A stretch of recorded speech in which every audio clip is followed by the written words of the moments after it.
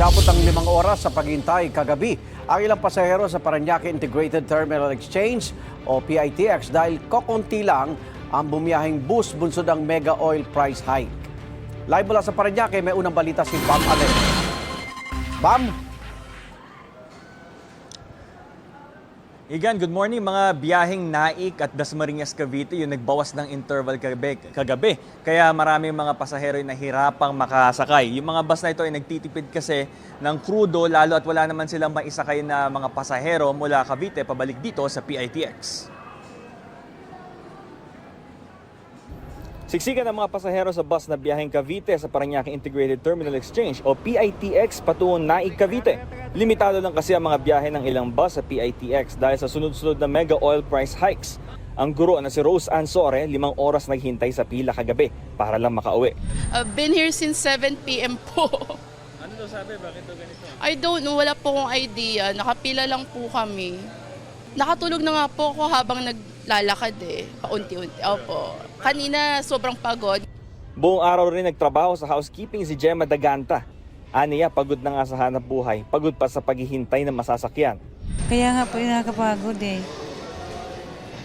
Tapos wala pang bus. Ayan, tingnan nyo Matagal po talaga dyan. Pasado alas 12 ng hating gabi, may 2 bus na panaik na nakaalis, no?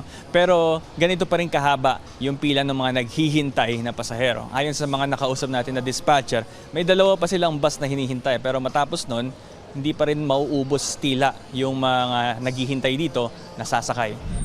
Ilan na lang sa hanay ng PITX Naik ang bumibiyahe kapag gabi. Ayon sa ilang bus dispatcher, lugi raw kasi sila dahil wala namang bumibiyahe galing ng Naik tuwing babalik ng PITX. Pagluluwas kasi na walang laman, sir, wala rin. Kailangan talaga pabalik namin, kay standing man lang.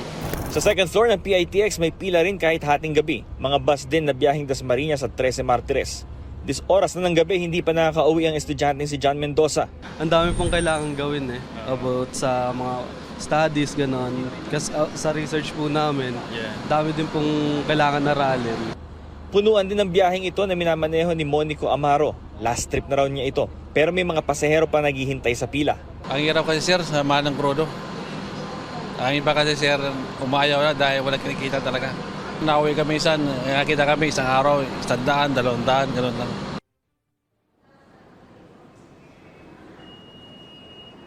Igan mula around 12:30 to 1 a.m. yung haba ng pila. Around mga 3 a.m. nag-normalize at humupa ito na magsidatingan yung mga bus nga mula pa Cavite. At sitwasyon ngayon dito sa PITX ay wala ng pila at nag-normalize na ang supply ng mga bus sa mga oras na ito.